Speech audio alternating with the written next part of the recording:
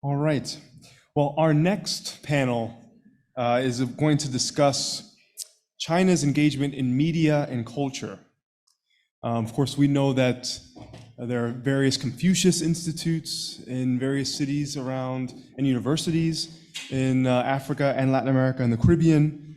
There are various media partnerships, both Chinese entities paying for journalists to come to China and report on China, and then also giving financial support to local media networks. And we're going to touch on all of that. And of course, the person who will lead us in this discussion is none other than Margaret Myers, the director of the Asia and Latin America program at the Inter-American Dialogue, the absolute #1 expert on China, Latin America. So it is really an honor for Margaret to be here. Margaret, the floor is yours.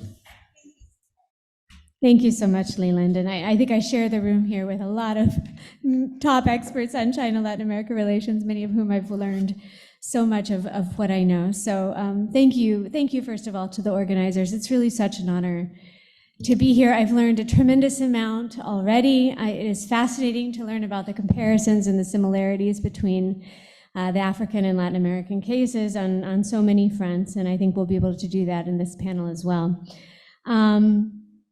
We have, obviously, the unenviable position of keeping everyone awake after this delicious lunch, but fortunately have an absolutely stellar panel who I think are more than up to the task. In this third session, we'll focus on media and cultural ties, which I would argue are no less important, right? And indeed are an absolutely critical component of China's outreach, whether in Latin America or in Africa. In part because this is a big part of the how, of shaping investment environments, of facilitating deal making, of ensuring alignment on issues of critical political interest to China, and so on. It's also a part of what China calls people-to-people connectivity, as we know, which is one of the 5 pillars of the BRI, at least as it was traditionally conceived. We will run this, because we have 5 excellent panelists with much to contribute today, we'll run this as a moderated Q&A, starting with a focus, I think, on Chinese diasporic communities, which are a big part of China's approach to people-to-people engagement, but which also shape the environment in their own right. And then move on to a discussion of China's messaging, whether in international and regional institutions or through media and other mechanisms. Let me just very briefly introduce by name and affiliation our 5 excellent panelists. We have Bob Wekesa, who is of the Africa Center for the Study of the United States, and is with Witwatersrand University, which is one of the sponsors of this event. Fikayo Akeredolu, who is of the University of Oxford and is joining us online. Isabel Bernhard, who is of the Atlantic Council. Still, is that it? Current independent researcher. Independent researcher, okay, great, thank you. And then Parsifal of the Andrés Bello Foundation in Bogotá, and Maria Montt of the Universidad Católica de Chile. Welcome everyone, thank you so much for joining us. And Maria, if you're willing, I'll start off with a question for you as we engage in our conversation of the diasporic communities in both regions. So in your research, you focused extensively on the Chinese diaspora community in Chile specifically, but perhaps outside of Chile as well. How has that community shaped the development of China-Chile relations over the years? And to what extent has China managed to cultivate productive ties with different generations of overseas Chinese or in Chile or indeed elsewhere in the region? Thank you. Thank you very much. And thank you, Leland, and thank you, everybody that has made this amazing event possible, which has been very, very interesting. So I know the question is about diaspora, and I will talk about diaspora, but economic and commercial relations are at the center of the relationship, as we have seen this morning, supported by diplomatic relations. So in this sense, I would say that Chinese diaspora is not at the center of the narrative of China in Chile. The links of the PRC with different generations of overseas Chinese are not necessarily especially strong, and I will develop a bit more on this. Leland said this morning that we wanted to focus on nuances, so that's what I want to look at. While the community is not at the center of the narrative, it has played a role that has not been studied enough. Many members of the community, the Chinese community, have played roles as brokers for big Chinese companies, also as economic agents, also in terms of smaller commercial enterprises.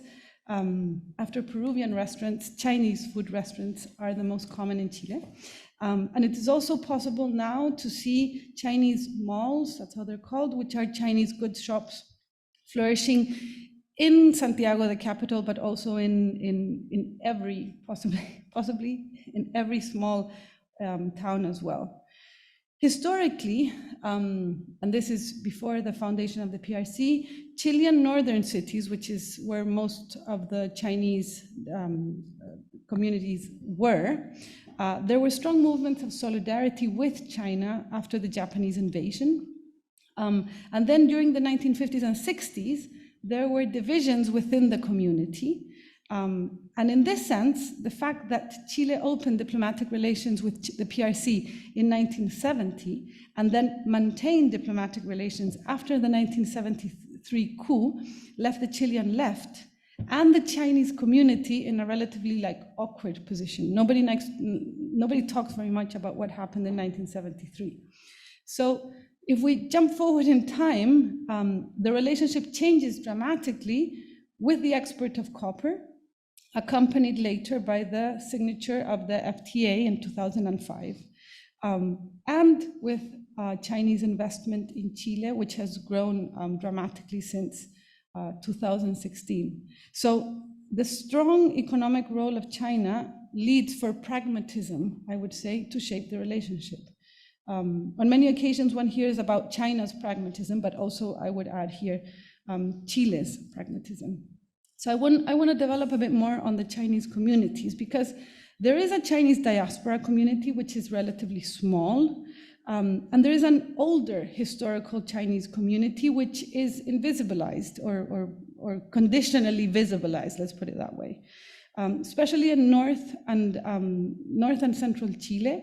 The north of Chile in the 19th century belonged to Peru, and these were Chinese workers that arrived in the 19th century, and then after the war between Chile and Peru, those provinces stayed in Chile and they settled in Chile as workers. And then with the nitrate boom of the late 19th century and the early 20th century, more Chinese workers arrived.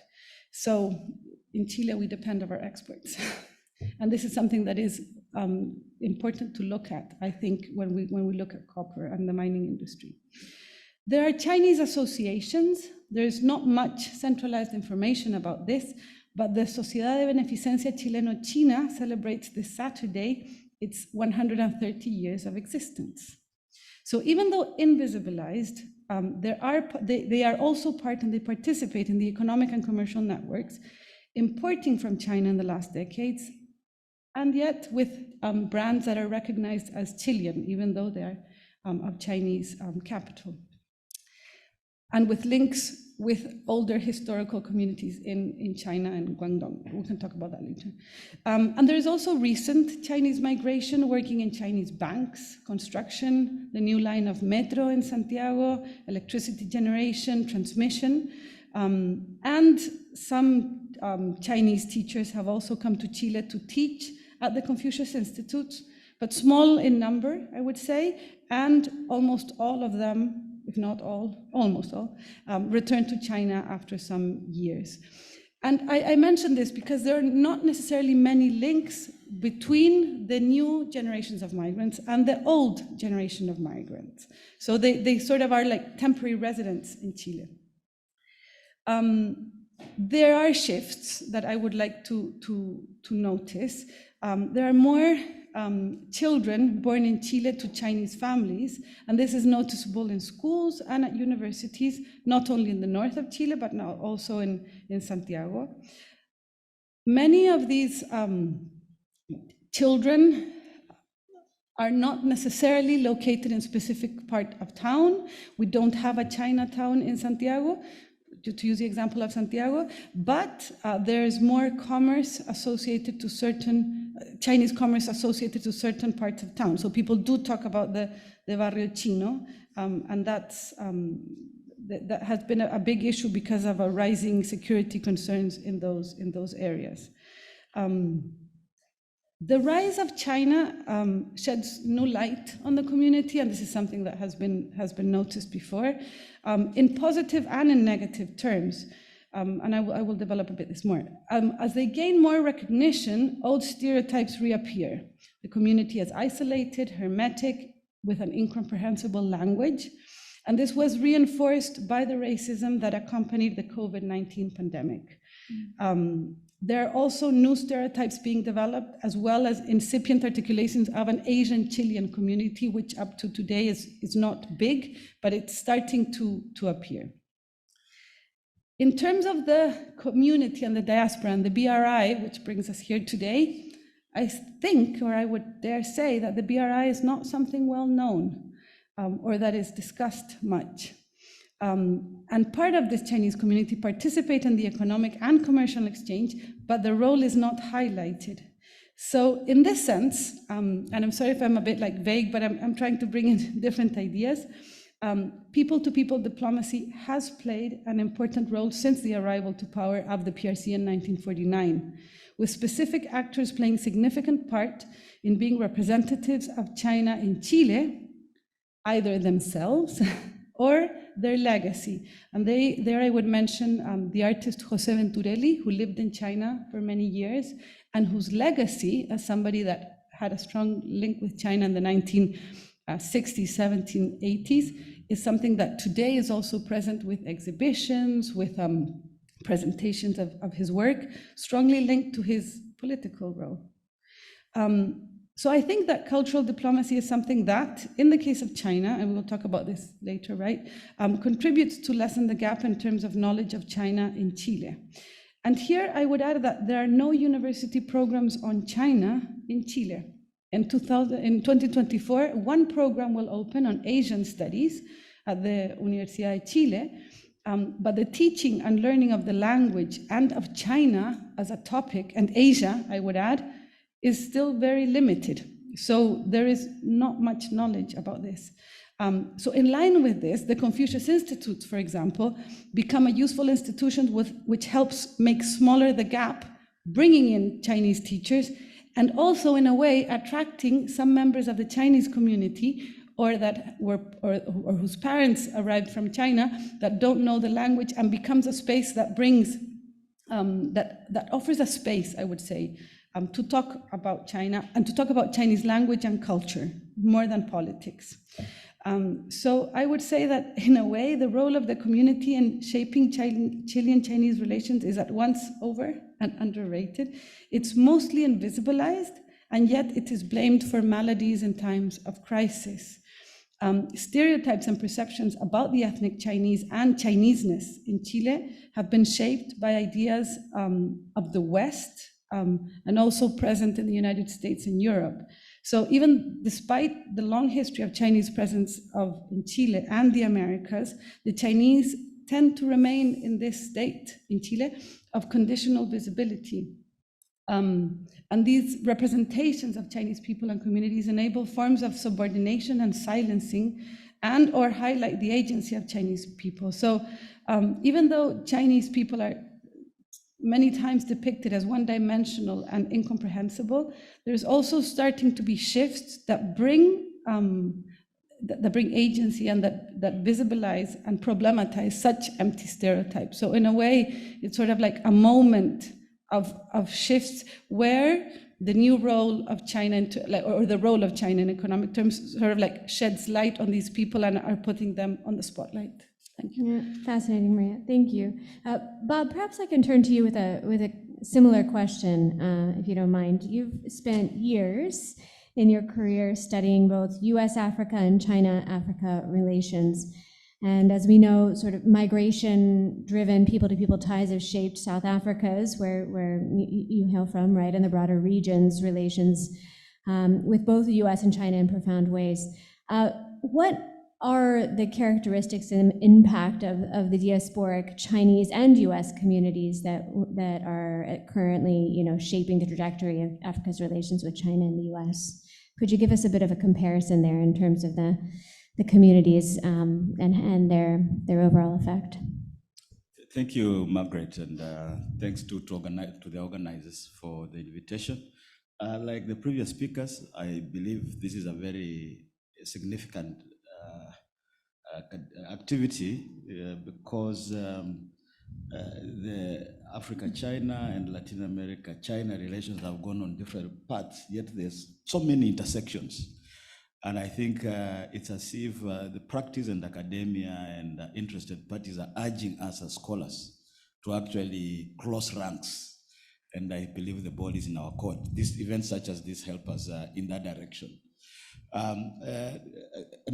To launch into very briefly my discussion is that pretty much what Margaret has said is in various forms and shape the case in several African countries. But I'll give you examples. And let me just start by saying, if you are doing a comparative analysis, and by the way, I also believe that a comparative analysis are better ways of undertaking studies than single track approaches. And here I'm actually doing a jab a bit at colleagues who research only China and Africa, instead of doing China and the US in Africa. Because if you do that, a comparative analysis, even bringing in Europe, then you are able to gauge the similarities and differences and the nuances. And you avoid the charge of why are you targeting China? And so I think it is difficult, but I think we have to look at, even we are looking at issues like democracy, economics, and so forth, rather than just focusing single track we could. And I'm actually accusing myself in that. Some of my research has also been one track. But having said that, the big point I enter this discussion with is that China is essentially on a losing streak when it comes to diasporic communities on the continent. The US has maintained a fairly upward trajectory, and here are the factors that support this. Across the continent, there's been this concern about Chinese migration. And by the way, I'll just put in very quickly that in a place like South Africa, we also have a situation almost as described in the Chile case, which is that we have older Chinese communities that have been there for 300 years plus, that came through the Dutch imperialism and so forth many years back. And these are actually in central Johannesburg is what we call Joburg. It's called Newtown. We have the Taiwanese community that came in essentially in the 1970s. To this day, unlike the case described earlier, the Taiwan commercial office or whatever, it still has some diplomatic presence in Pretoria. And then we had the flood of more recent immigrants from the 2000s, essentially from the late 90s. And so we have those three communities. It is actually essentially with the last community more broadly, and sometimes it can be stereotyped, but this is really the case, that we see areas in which the PRC is on the back footing from a diasporic community, because it came with what has been considered a ravener's interest in law-end business practices, which included issues like smuggling, low quality products. There are words for those products. In South Africa, they are called Fong. In East Africa, they are generally called Bandia or Chingo. And in Nigeria, there are names like that. So you can already see that these diasporic communities have, kind of shaped negative perceptions. Number two is that the Chinese, the PRC government is more in favor of what some colleagues have called upstairs relations, meaning high-level relations. And therefore, there's not much investment in what people-to-people relations, at a very local level. And yet, at the same time, and I think we have Chinese colleagues here, and I actually schooled in Beijing myself.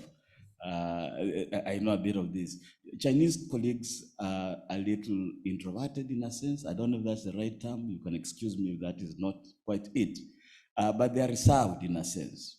So much so that even when there are massive migrations into African countries, the potential to socialize with Africans who are allowed out there going to discourse and dancing in the streets and engaging in hyper political activities becomes a challenge. And whereas Americans actually fit in pretty well. In fact, Africans want to associate with Hollywood, with going to dance all night, and so forth. In fact, to that end, the US doesn't have to invest so much in public diplomacy, for example.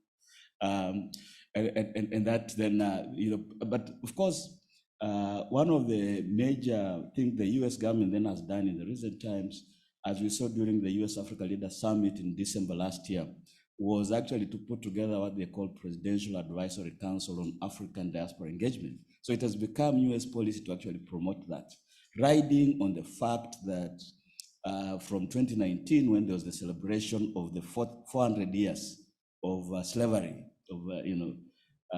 there was this big push by diasporic communities here, African Americans, to return to the continent, the so-called the return, quote unquote, movement.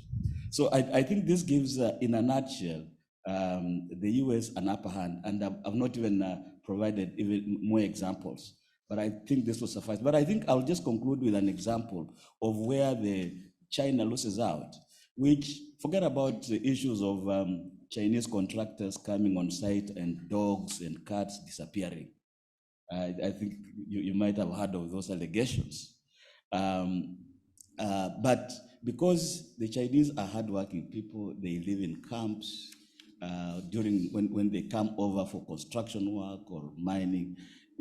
The seclusion has been misconstrued to mean that they are prisoners, that they are prison labor, that China is sending prisoners onto the continent.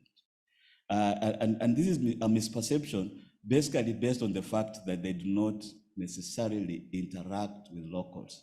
They work long hours. And for Africans who are unionized, work from 8:30 to 5 p.m. in the evening. Working beyond those hours seems like you must be a prisoner. Who can agree to work those long hours? I could go on and on, but my quick conclusion is that the PRC is actually on the back footing in terms of its diasporic communities. Thank you very much. Thank you, Bob. Certainly those perceptions of Chinese workers have circulated in the Latin American and Caribbean experiences as well. Isabel, let's turn to you. You've been traveling the Latin American region for a number of months now, doing field research on various aspects of Chinese engagement, and I'm very jealous about this, and I've been calling this Isabel's personal motorcycle diaries experience, and I hope she'll write a lot about it. But aside from the Chinese diaspora communities, which are a big part of this, the initial, part of this session, and they're sizable and have grown in recent years, as both of the previous speakers have pointed out. What other actors do you see shaping cross-cultural and broader people-to-people ties in the Latin American and Caribbean regions? What, in your view, does China's cultural diplomacy or people-to-people outreach aim to achieve? Thank you, Margaret, for the question, and thank you to the organizing team for having me today. I'm going to answer this through the lens of Mexico, where I spent the last few weeks having conversations with key stakeholders in Mexico-China relations. But I'll also zoom out and assess what the case of Mexico may imply for Latin America and the Caribbean, or LAC and beyond. Mexico's Chinese diaspora community, surprisingly, isn't all that active in cultivating bilateral ties. Instead of the Chinese diaspora community, the top actors shaping cross-cultural ties, roughly by magnitude of impact, include the Chinese embassy and ambassador, the Mexican federal and subnational authorities, and the Mexican academic community, in part via Confucius Institutes. The Chinese embassy in Mexico is a leading actor shaping cross-cultural ties. China's new ambassador in the country has a column in a leading Mexican newspaper and an active presence in both academic panels and civil society gatherings. A retired Mexican official estimated to me that Chinese soft power in Mexico was about 80% attributable to the ambassador's personality and about 20% attributable to the embassy's institutional strategy. Mexican federal and subnational authorities are also key in managing cross-cultural ties with China. Some Mexican as well as non-Mexican officials expressed that the federal government was broadly wary of Chinese soft power activities, while subnational officials in states like Nuevo León and Yucatan were more interested in engaging.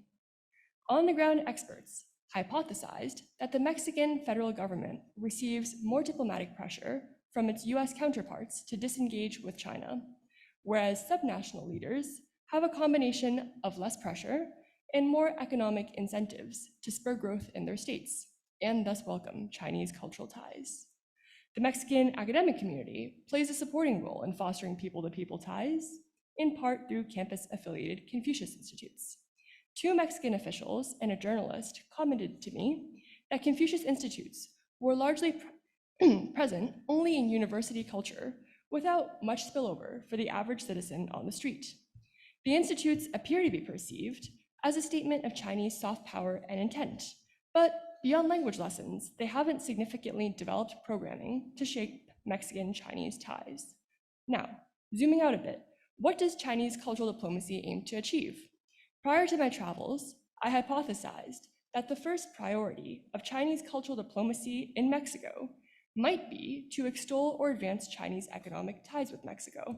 However, the reality is more nuanced. Mexico has a non-commodity dominated and comparatively economically diversified relationship with China. Mexican manufacturing interests in the domestic and tertiary markets are at times in competition with Chinese interests. If Chinese soft power in Mexico strongly promoted Chinese economic activity in Mexico, it would likely run afoul of Mexican political and economic elites. To avoid this, Mexican experts told me that Chinese soft power is not solely directed at the Mexican business community, but rather to a broad swath of academic, political, and cultural audiences within Mexico. Additionally, as mentioned earlier, the content of Chinese soft power is predominantly cultural, not economic, stemming from the embassy and ambassador's public events with civil society. This approach could explain why Chinese soft power activities appear to promote a generally positive image of China while sidestepping issues of economic competition with Mexico. My observations on the nature and purpose of Chinese soft power are limited to the case of Mexico and its particular economic relationship with China. But in countries with a more commodity-dominated economic relationship to China, it's possible that China portrays a bilateral win-win economic narrative more visibly in Chinese public diplomacy. And that's something I'd be curious to hear about from my fellow panelists. Thank you. Thanks so much, Isabel.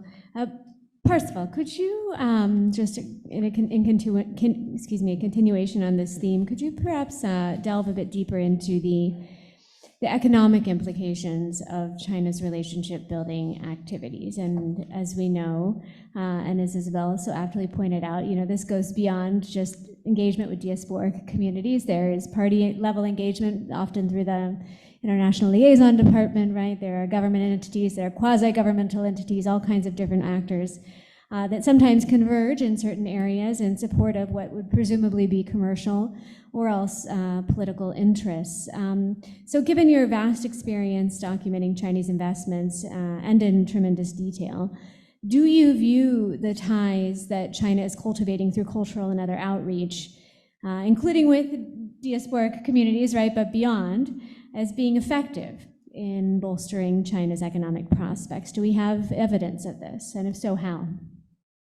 Thank you, Margaret, and thank you to FIU for hosting us.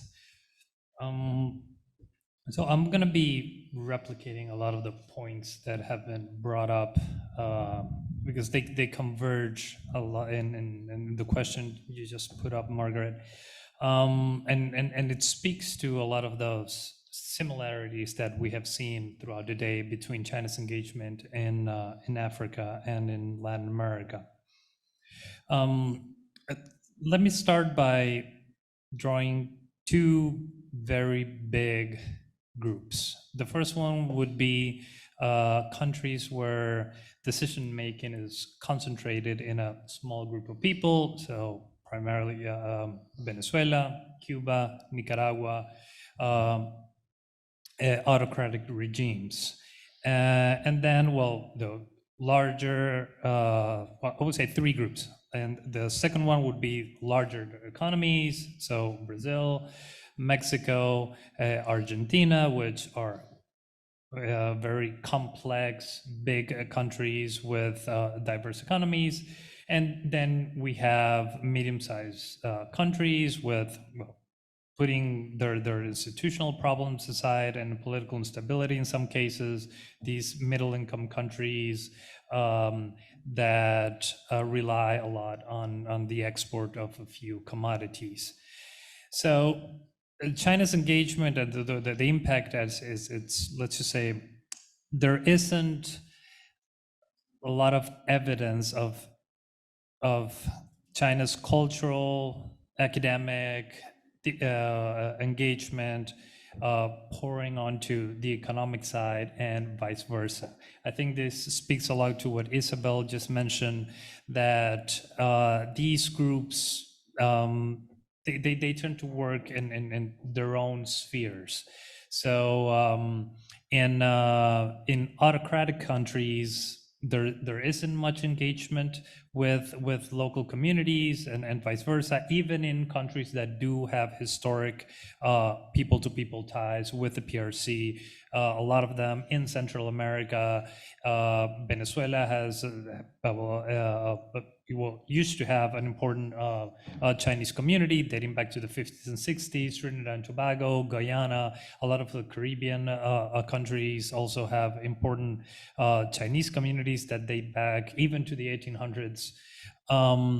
So this, even though nowadays we do see at least an intent in these state-sponsored groups that usually have the name friendship on them, tend to seek channels through local communities. And this goes across the region, even in countries like Chile, where there isn't a big presence, but in countries that do have larger, Chinese communities, we do see a reach out to them and trying to speak for them. But the matter of the truth of the matter is that it's way more nuanced, way more complex. These are people that have been there for decades, even centuries, and there is no evidence, or at least there isn't enough studies to actually dig into the matter that point to these two large spheres touching even at a tangential point. That being said, the PRC diplomatic engagement has significantly upped its game over the last 10, 15 years. And I think, well, the example that Isabel just cited applies very much to the rest of the region. I'll give just a couple of brief examples. Just the last two, the current and the previous ambassador in Colombia are two complete opposites. They're very different in the way they engage. The previous ambassador, who is now is Ambassador Lanhu, who is now in Venezuela, was transferred at the beginning of the year. That's an exceptional diplomat. He's very good at his job. He speaks fluent Spanish. He stays away from controversy. When he was in Colombia, he engaged even Bogota. There's a very small Chinese community, and there was efforts by the embassy to reach out to them through coordination with the China-Colombia Chamber of Commerce. So that is one Chinese diplomat that, again, it's the person that makes the difference. And then the one that came in recently, just a few months ago, complete opposite, seeks controversy, comments on political issues. So again, this speaks to that Chinese diplomatic corps. They do have leeway in the way they engage and how far they go in terms of the way and how deep they go into their ties, be it with PRC local communities or just the local community as a whole. So going back to the initial point, in countries where the decision making is concentrated, it's usually very top. This is how my colleague Bob just mentioned. In many African cases, it's state to state, government to government, and in those cases, usually we don't see an intent to impact or to even work across a local PRC communities or. Be them, people that have arrived in the recent decades, or if they go back to maybe 100, 150 years ago. Then again, we have countries like Brazil, Peru, Panama, where they do have large, very diversified PRC communities that in some cases they do work with a lot of these friendship groups that usually are sponsored by the United Front. But again, they don't do so with pro-PRC stances. It's more about actually supporting their own communities. So we should be very careful to create the idea that just because these communities engage with official entities that they become actually channels for PRC talking points. They actually see, because of a history, I'm generalizing here, but in a lot of cases what Maria commented on cases of being not being able to integrate into the communities, being victims of racism. So these spaces provided by friendship groups are set a space for them to engage.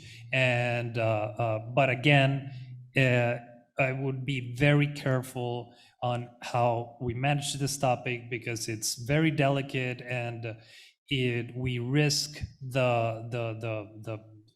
frankly the danger of putting these people in difficult positions where they're basically even just local citizens with Chinese heritage, just seeking to carry on their daily lives.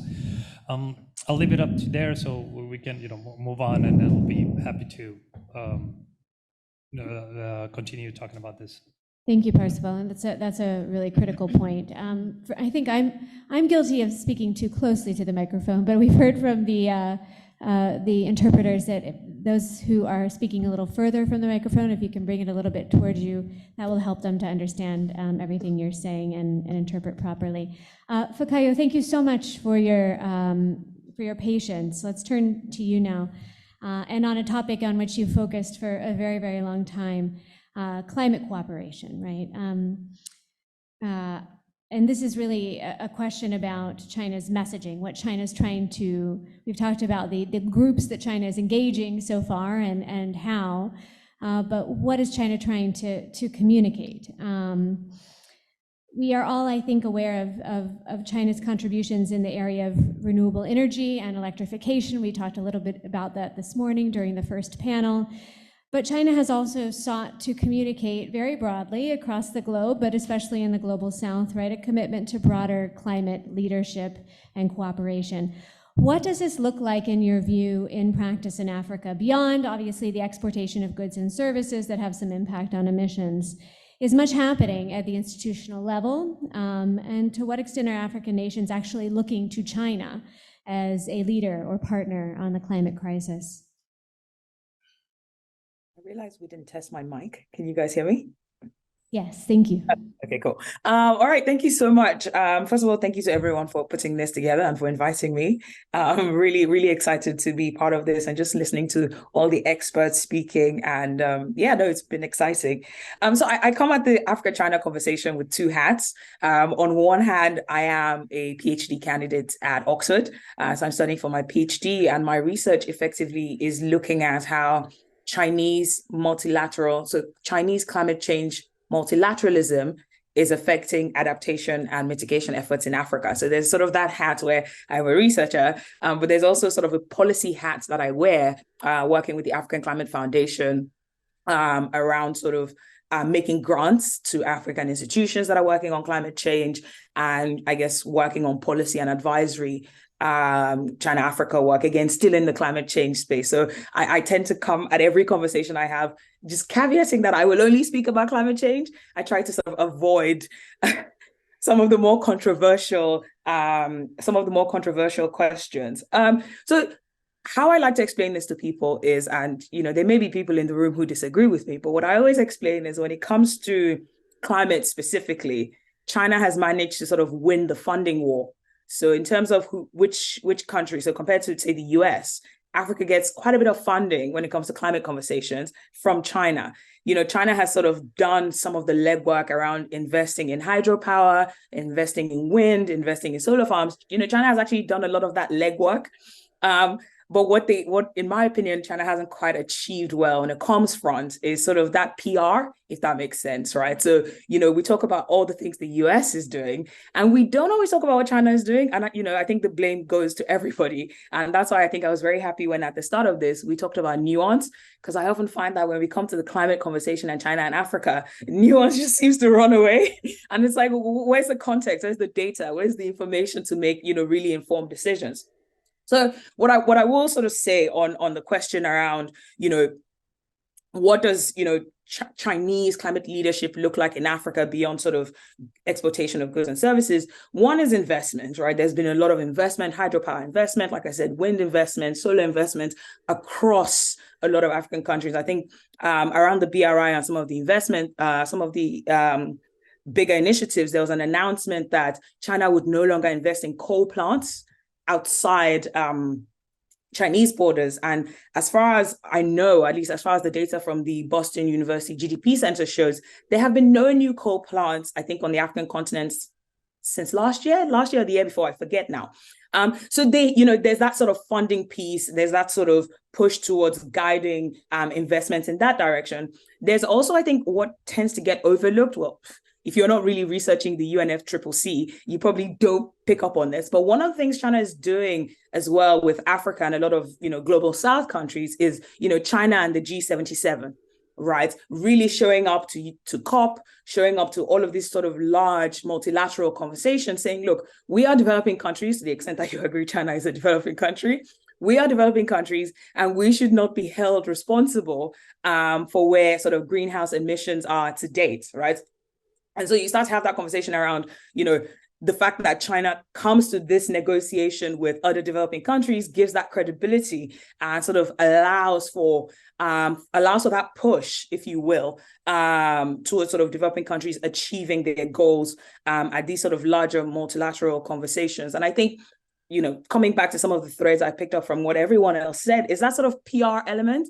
I think it was Bob, I forget who, but I think one of the panelists mentioned something along the lines of, there's that sort of disparity in how, for example, Chinese immigrants, Chinese diaspora are sort of, blending in Africa versus American diaspora community. And it's these conversations I think we need to be having about what is the push to better communicate what, I guess, China or Chinese individuals are trying to achieve on the continent. I think there's a bigger conversation that needs to be had around crafting that narrative and I guess making things more understandable for those who, if you're not paying attention to the data, there's no reason you should question anything, right? So I think there's that disconnect. And I think this is something every academic in the room will agree with. There's that sort of disconnect between the policymakers, the academics and the researchers, and the people actually implementing on ground, right? So there's that sort of conversation that needs to be had around how do we sort of streamline this when it comes to China-Africa conversations. So that's sort of my PhD hat. I will put that in a corner. And I will just wear my Africa Climate Foundation hat very briefly and talk about some of what China-Africa relations look like from the perspective of an African think tank and a grant maker, right? And I think this ties into the second question of how much is happening on an institutional level and to what extent are African nations looking to China as a leader or partner.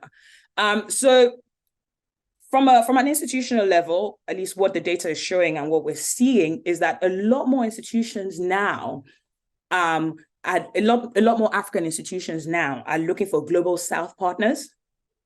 And obviously, when you start to talk about the global South, China, Brazil, India, these names come up, the BRICS, these names start to come up. So for example, there's a conversation going on around FOCAC and the extent to which FOCAC can be the new sort of vehicle for climate mitigation and adaptation efforts on the continent. So there's a lot happening on an institutional level. Again, there's that sort of piece of how are we communicating that piece. There's a lot of organizations now, that are going directly. There's an initiative called the Africa Renewable Energy Manufacturers Initiative, AREMI. Yeah, so many acronyms. But there's an initiative called the AREMI initiative, which is basically, the premise is, let's get renewable energy products manufactured in Africa. So solar panels, wind farms, how do we get all of this stuff manufactured on the continent? And one of the biggest sort of supporters for that, I think, is like the Chinese Manufacturers Association. I forget what the full abbreviation is, but again, that initiative, which could theoretically bring in, $1.4 billion to the continent, is really sort of spearheaded by, a decent consortium of Chinese manufacturers. And it's how are we communicating that? How are we making sure that these initiatives, first, they're effective and, they actually work, but more importantly, it's communicated in a way that, other sort of investors want to come in, they can replicate that. So there's that work on the institutional front. I think another thing that we're seeing happen on an institutional front is that reassertion. Okay, reassertion is a strong word, but that sort of the conversation of African agencies coming back, if that makes sense, right? Oftentimes, I think anyone who's researched China, Africa, or Africa and any other continent, really, you always have that conversation of, these guys, new colonization, they're doing all of these things in Africa. And it's like, there's a new group of institutions that are coming up and are effectively saying, actually, Africans have agency. And this is how that agency is asserted, if that makes sense. And so what we're seeing on an institutional front is a lot of organizations now. I think one of the best examples was Hannah. I think Hannah was on one of the earlier panels. I forget which one, but the organization she runs, Development Reimagined, are doing a really good job of like bringing back the African agency conversation and saying, well, this is actually what it looks like, when Africa holds the key to these relationships and sort of, stands up for itself and owns the relationship and takes accountability and transparency for the relationship. And this is what it looks like. There's an organization called China Dialogue Trust as well, which is effectively trying to create effectively a school of journalism for African journalists who want to report on the China-Africa relationship. So there's a lot happening on an institutional level. I think one of my frustrations, to the extent that anyone shares this frustration, is that not everyone is aware of these institutional activities, and we just need to sort of push the narrative and push the message that things are happening and being clear about how we're communicating that, especially on climate change. The last question, I'll be very quick. To what extent are African nations looking to China as a leader or partner? Again, I'll just say, what the data is telling me is that there is a lot of that look towards China. And I think for those who, again, follow the data, the BU GDP Center has probably some of the best data sets. I'm not paid by them. I just use their data. But the BU GDP Center has some of the best data sets when it comes to sort of China, Africa. And they released a report, I think 3 or 2 weeks ago, I've lost track of time. But in the report, they find that, Chinese loan value to Africa has, declined dramatically, right? So if you go back to FOCAC in 2016, it was $40 billion, all of this money coming into Africa for infrastructure.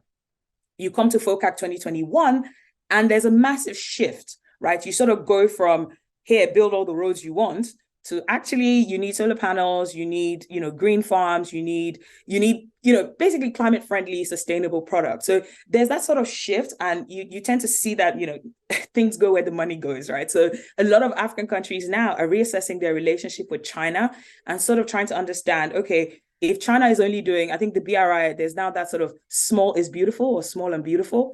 And that sort of push towards small is beautiful, I think, is changing the narrative about how countries come to China, African countries come to China for funding. And you're seeing sort of China lead the way in a way, or partner with African countries on the climate crisis. I will stop there. I hope this was helpful. Yes, thank you so much, Fikayo. For the rest of the questions, I'll ask just a handful more questions, but if you could keep your answers to maybe around 2 minutes, we can make sure that we have enough time for Q&A with the audience. Bob, I can't help myself but ask you a little bit about the most recent BRICS summit, if you don't mind. You know, thinking of China's messaging to the global South, broadly speaking, right? It's promulgated a view of itself as a leader of the global South, as being uniquely positioned to rework the international system to advance the interests of developing nations. You know, how is this view and related messaging resonating with BRICS members in your view? And does South Africa or the region more broadly sort of look to China for global leadership on issues of common interest? Right. No, thanks. I think in the earlier discussion, the focus on diaspora, definitely, in fact, studies have shown that the image of China on the continent is negative on that end of things. When it comes to global South, China actually does pretty well. And this was evident during the BRICS summit, not quite helped by whichever way you are, I mean, depending on which side you are, not helped or helped by the fact that we have the war in Russia, Russia-Ukraine conflict, in which South Africa has suddenly been involved in a major way. And so this is the context under which the BRICS summit happened in August. As you recall, prior to that, there was a big debate on whether President Putin will attend or not. And ultimately, South Africa decided, initially the ANC, African National Congress, the ruling party, was very keen that indeed they will proceed against protestations from the US and Western powers that they shouldn't invite Putin because he's been indicted by, or is accused by the ICC, International Criminal Court, therefore being an international pariah. Shortly before all these dramatic activities, there was the allegation that South Africa had accepted a Russian ship, the so-called Lady R, which had offloaded some weapons from Russia and uploaded some weapons to Russia. There was ultimately an investigation in which it was alleged that there was no such underhand dealings. So this was the context. It was very dramatic, and I invite you to look at media reporting on that. But ultimately, as you might have seen, the big lessons we learned from this is that South Africa, through its president, Cyril Ramaphosa, stood up to the West broadly. It was seen as challenging the US by saying we ally with our friends, the Russians and the Chinese. So you can see on matters global South, China then does pretty well. And of course, in the absence of Putin coming, because ultimately I think the South Africans decided they will not invite Putin, at least they will lose out on that. But Xi Jinping was in town, was in Joburg, and he doesn't travel that much, where the emperor goes, there's quite a bit of good tidings. There were many contracts signed, and it was also a boost to President Ramaphosa.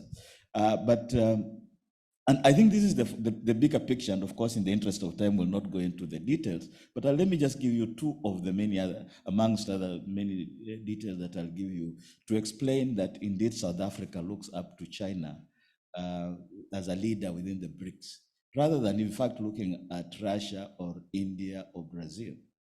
One is, if you look at some of the proposals that South Africa has proposed within the BRICS framework, one of them is the regional hubs of the BRICS. So South Africa proposed that we should have an Africa regional arrangement so that the African Union and African countries engage with the BRICS through this center. It's based in Joburg. what has happened is that China ran with the idea. In fact, some of my colleagues in South Africa have written to say, basically China is taking our ideas and running with them. So this was a South African proposal for creation of regional organizations as to link with BRICS, but it's China that has actually ended up implementing it. In fact, including funding for BRICS, including in fact BRICS civil society engagements like BRICS scholars arrangements and so forth. The second example that just demonstrates South Africa looking up to the BRICS is that South Africa campaigned very hard to host the New Development Bank, but its contribution to the New Development Bank was minuscule. And so ultimately, in fact, India and Brazil too wanted to host the New Development Bank, which is essentially a challenge to the IMF and World Bank and so forth. At least it has been read that way, or an alternative, if nothing else. But ultimately, South Africa negotiated to have its CEO, to have a South African as the chief executive officer of the bank. And therefore, South Africa now sits in Shanghai at that bank. On the basis of that, South Africa has been able to negotiate for financing of its energy sector. As you know, the South African energy sector has been ailing for many years. And on the basis of that, therefore, South Africa seems more inclined towards China, particularly because of the big check there. And number two, it can always hide behind China if it has various fractious relations with places like the US. And there's plenty of that without even going into the details. Thank you. Thank you, Bob. Let's maybe try 1 minute per response this time. We may need to do that to make sure we have enough Q&A. Fikayo, if I can just go back to you, just on these issues of messaging. There are so many messages that we hear time and again from China through wide-ranging sources, including social media and other forms. But multilateralism is one of them, right? We hear this frequently. It's a buzzword that comes out of Chinese media. You've talked a little bit about the FOCAC. There are fascinating comparisons to be made between FOCAC and the China Select Forum. I think that would be a fascinating paper for somebody to write. But, what does China's stated commitment to multilateralism mean in the context of its relations with Africa? Beyond FOCAC, is there anything else that China is talking about when it talks multilateralism? It's often a term thrown around, but can you find any real concrete suggestions that China is making in terms of engagement with Africa beyond some of the ways that we've talked about already? Yeah, I am writing the paper, so thank you. And you have a 1 minute executive summary, right? Thank you I was going to say, thank you for writing that for me. So I will say this, obviously I realize I'm online. I just shared a link to Afrobarometer. And I think I always go back to the data when I discuss China-Africa relations. And what Afrobarometer have done is a brilliant study that sort of looks at African perception of China compared to like the US, Russia, and a bunch of other sort of institutions. And as of 2021, most of the respondents to Afrobarometer's survey actually showed a slightly 63%, 60% might not be a lot, but there was positive external perception of China was 63% on the continent compared to the US at 60%. I realized, I got into a conversation where someone said, well, 3% is not a lot, but if you're looking at millions of Africans, that 3% number starts to make a difference. And I think, again, it ties back to the conversation where, and I don't mean to do the job of like the Chinese consulate or whatever, but if I was a Chinese official, this would be on the front page of every website. So it's like, think positive, people think positive. But I come back to your question around multilateralism, and I am writing a paper about this, and I've literally just opened like my literature review section. I'm just going to read some of it to you guys. So China's sort of climate multilateralism is driven by 4 things, right? It's protecting Chinese sovereignty, securing whatever sort of foreign aid or technical support China can get, stimulating Chinese economic developments, and upholding its role as a reliable leader of the developing world. Like if you sort of look at every statement, China puts out, it's these 4 things. And it's sometimes hard to figure out what the ranking is of all 4. But what the data is showing is at any given point, Chinese sovereignty is the most important, right? So China is always like, we need to make sure that we're focusing on not having, more humiliation or any sort of issues, any sort of breaches of our sovereignty on the international stage. So, Yeah. there's that at the top. Sorry, I'll just wrap up. So basically what I'm trying to say is for African countries sort of looking to China or trying to understand what Chinese multilateralism is, my summary is, as long as being a reliable leader of the developing world does not affect Chinese sovereignty, China will sort of keep its commitment to multilateralism. But if there's that sort of if both become mutually exclusive, again, China will always sort of protect its interests. So I'll leave it there. Thank you. That's terrific. And it's a perfect segue actually to the next question. So Isabel, Taiwan, right? That's another critical message that China is conveying, throughout the world, but certainly in the Latin American and Caribbean regions, which remains a stronghold. So how is China working at different levels and with different stakeholders in the region to ensure alignment on Taiwan, and not just, in countries that are politically aligned with Taiwan, right, diplomatically speaking? Thanks, Margaret. I believe this question actually has three answers, one for each set of LAC countries or country cases with regard to Taiwan. The first set of cases are countries that were PRC allies as early as the 1970s and 80s, and this is numerically the biggest basket, including countries like Mexico, Argentina, Brazil, and Chile. However, precisely because these countries were practically never Taiwan allies, there is little reason for the PRC to exercise economic or political pressure, and no public anecdotes of PRC actions to ensure these countries' alignments on Taiwan that I'm aware of. The second set of country cases are LAC countries that were recently Taiwanese allies and switched in the past decades. These include Honduras, Panama, El Salvador, and the Dominican Republic, to name a few. In this basket, the PRC is working through local media, social media, and economic incentives like FTAs to ensure local country alignment with the PRC narrative on Taiwan. In 2022, 4 years after the DR switched diplomatic relations from Taiwan to the PRC, the Chinese ambassador published an op-ed in a Dominican newspaper, El Listín Diario, arguing that Taiwan was an inalienable part of PRC territory, the same way that the DR indisputably claims Saona Island. Like local media, social media is another venue where PRC authorities construct their one China narrative. Last month, the Chinese ambassador to Panama retweeted an image of a monument constructed by Taiwanese authorities in 2007, celebrating 150 years of the Sinosphere diaspora in Panama. The reappropriation of a Taiwanese-funded monument as an example of PRC soft power illustrates the intentional blurring of the PRC and Taiwan to a LAC audience. And in Honduras, a country that had a long-prized FTA with Taiwan, one of the first actions that the PRC did was begin the process of a PRC-Honduras FTA. This replacement went hand in glove with official diplomatic requirements to de-recognize Taiwan and downplay prior Honduras-Taiwan relations.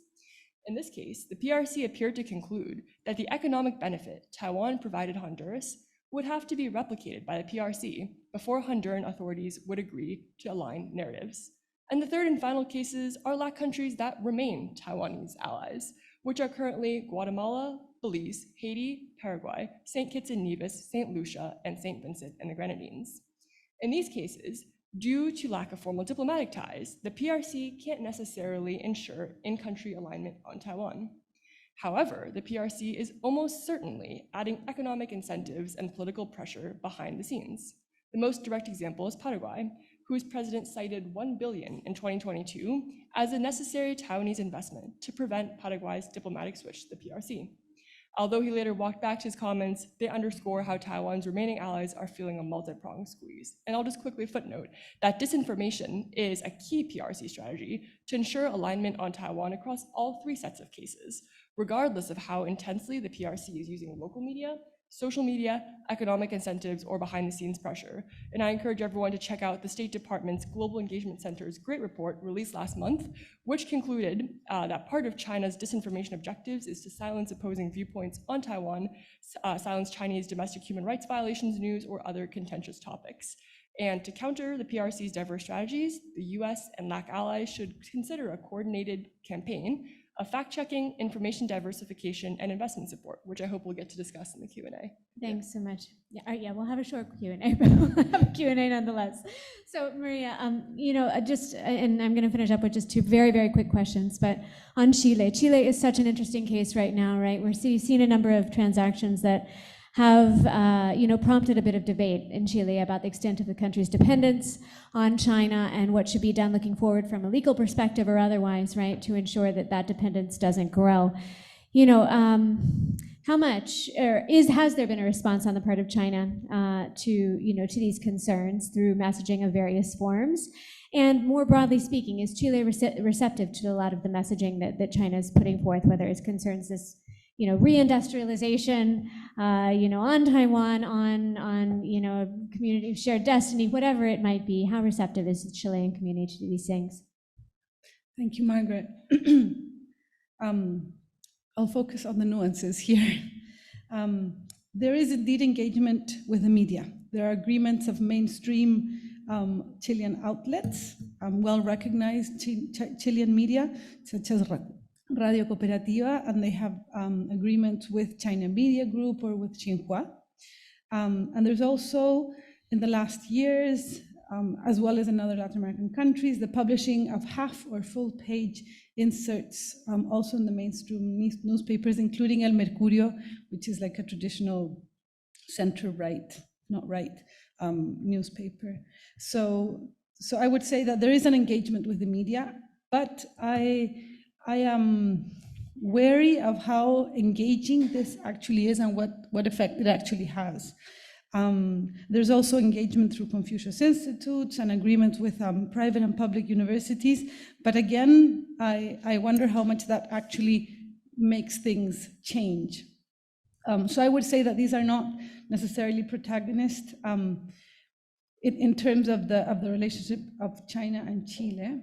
And I would say that when there are areas of tension, these are eclipsed in a way by the benefits of economic cooperation. And here I go back to what I was saying earlier, that economic cooperation is at the center of the narrative of Chile and China. And this is part of in the discourses of the Chilean government and of the Chinese government and also of the Chilean economic elites that sell in China.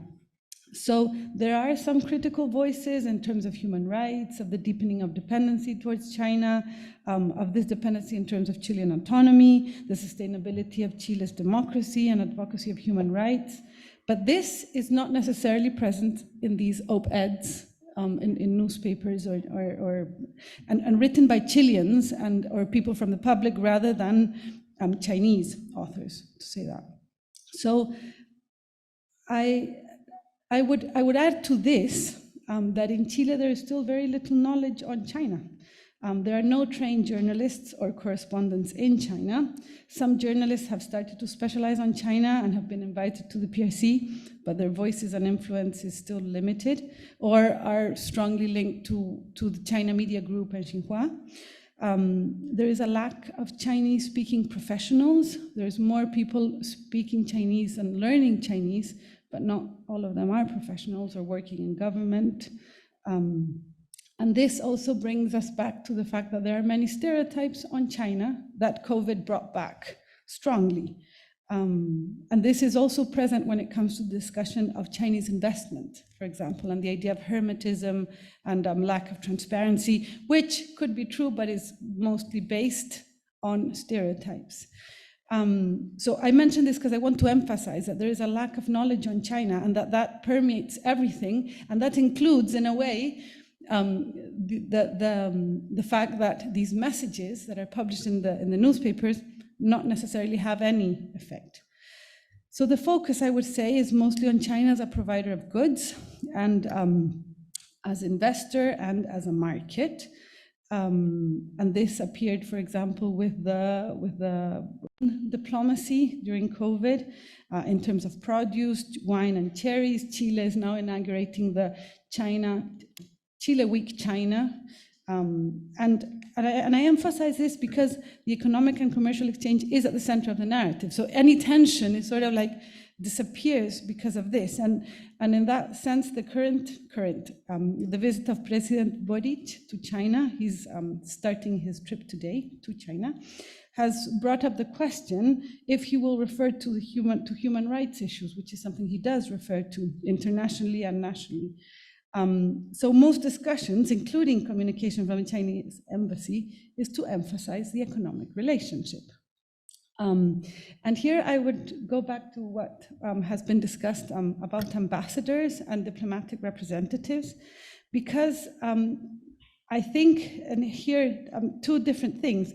One is that the role of diplomats has become a sensitive issue, where some of them have been very attractive and interesting in terms of the public discussion, and I'm talking about the case of Chile, have alienated China to the Chilean public.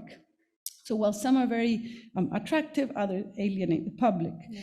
And when they are interesting, they become very, very attractive and very interesting, and they become influential. And I would mention there that there's, like, I would say in the last 15 years, like a new generation of Chinese diplomats that know Latin America, know the language, have been in Latin America for a long time, have been in different Latin American countries, and therefore have the comparative perspective as well. And they become important, like, parts of China's soft power, in a way. So in this sense, rather than China's messaging campaigns and adding to the big number associated to exports and imports, I would maybe add that the establishment of local businesses of Chinese goods also become an outlet for China's, like, to promote the knowledge of China locally, because it becomes an instance to know Chinese people at a local level. The growing sale of Chinese cars in Chile and electrical cars are also linked to China. So there's environment as well, that as a way, or like sort of like things that start to contribute to a discourse on China that is more positive, I would say. Yeah, because the China brand, and I will finish with this, which was historically and sometimes still is, like, associated to bad quality, is changing in the light of Huawei, of Lenovo, of electric cars, etc.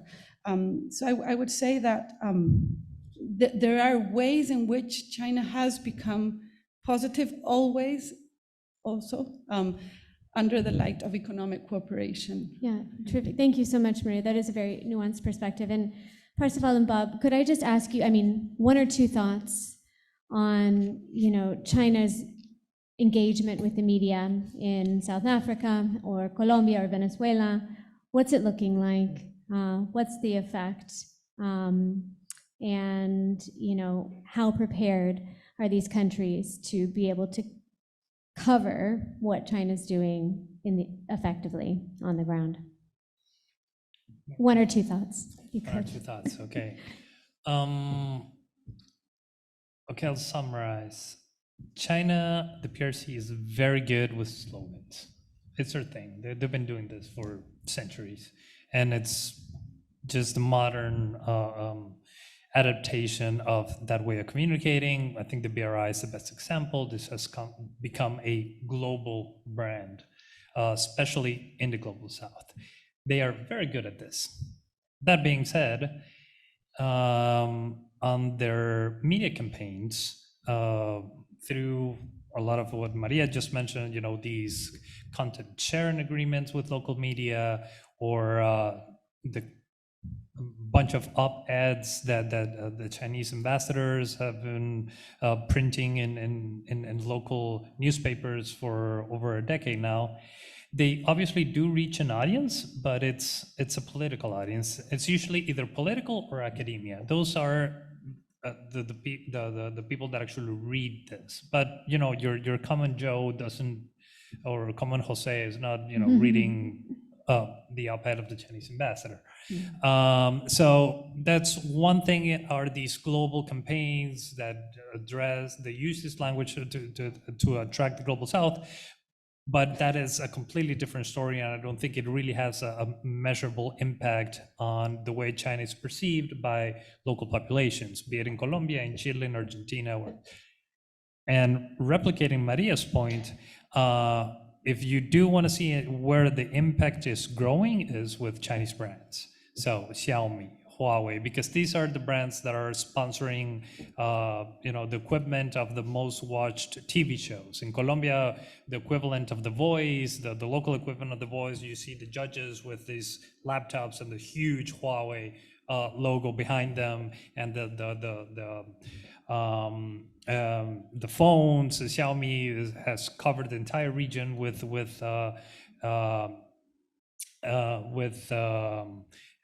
advertisement. So this is where the impact is being actually transmitted to. Online gaming with the youth. That's where there's no, ironically, it's where we don't see Chinese official involved. That's where it's actually making an impact. Usually when the government gets involved with all these big campaigns, we don't see any, tangible evidence that it's actually getting through to a general population.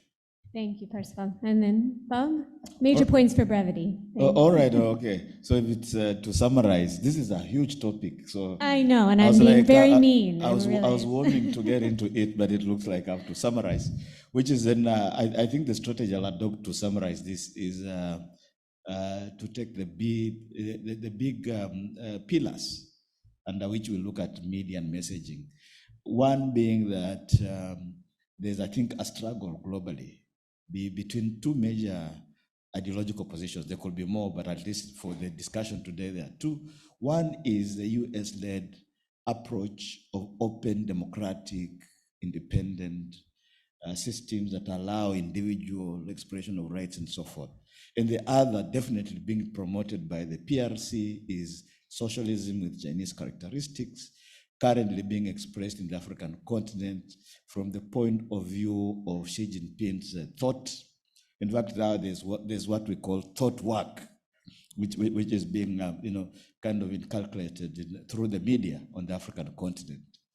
And I will say, without going into further details, that the US approach seems to gain much more traction in the African media than the PRC one, being a media scholar. And it's for the simple reason that the PRC approach of community of shared values and those kinds of high-flown Chinese value systems are very difficult to comprehend at the newsroom level. They are also very difficult to sell in independent African media. So that's why our colleague was saying earlier that you don't see the discussion of BRI. Journalists, as we've looked, in fact, I invite you to look at some of the leading African newspapers, online and physical, and you find the mention of BRI or Digital Silk Road or any one of those, not quite feasible. And I think one could go on and on about that. But my second and last point is that and I think this will come in the next panel, is that I think we shouldn't neglect the digital sphere of communication, which is, I think, critical.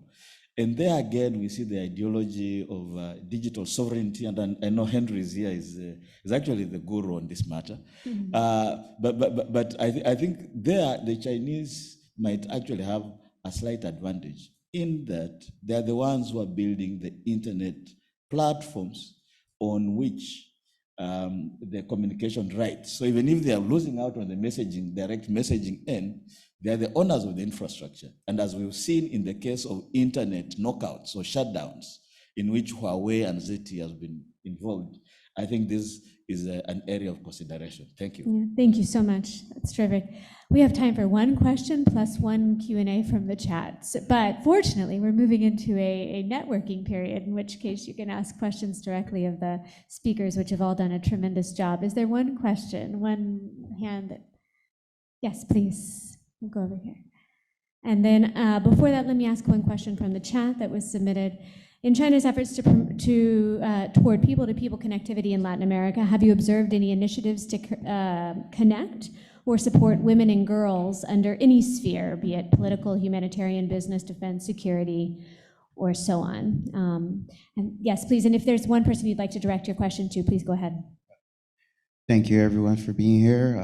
My question's it's a very whole question. It's regarding China's cars, electricity.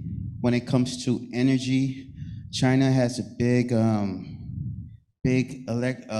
electric car infrastructure in China, and in Africa still has a problem when it comes to energy, as well as Central America and South America. When it comes to electric vehicles, we need electricity. So how does China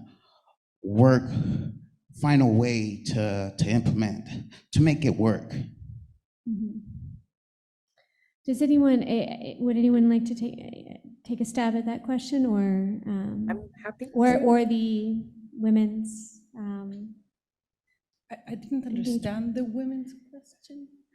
I can answer the other one. Yes. The question is clearly about powering electric cars. In China, electric cars are very popular, and electric cars is popular in the world right now. So as China being like the forefront of electric vehicles, how can they implement it in Africa and Central America and South America, where electricity is still it's not at its peak? We may get at this in some of the other sessions, and perhaps did this morning, but I mean, I think a big part of that is establishing a presence across the supply chain, including through, acquisition of critical minerals, which we talked a bit about, which is really important in Latin America, but also elsewhere in the world. And then also establishing a market in regions and countries where it's possible to sell these vehicles. And indeed, that's been a big part of the sales to Latin America and elsewhere, whether we're talking about electric buses or electric cars or other electromobility. But let's definitely talk about that during the break, because there's much to say about it. And then please, yes, Fikayo, if you'd like to talk about the focus on women. For the online question, not to my knowledge. I don't know if anyone has. No, it says any sort of initiative focused on women or teenage women. Or Fikayo, were girls. you going to talk about that one, or was? Yeah, I was just going to add, I mean, I think on a climate front, I don't know of any sort of projects, but on a technology front, I think Huawei has worked in just after COVID. Huawei actually did some work with the Nigerian government around girl child empowerment. Sorry, I think was the language that was used. So there are some of these projects, but I don't think that's like, it's not one of the things that is most communicated, but there are some projects, especially in sort of that West Africa region, that have happened, probably just haven't gotten as much visibility. Thank you so much. Well, wonderful. Please join me in thanking our fantastic panel for all of the wonderful information.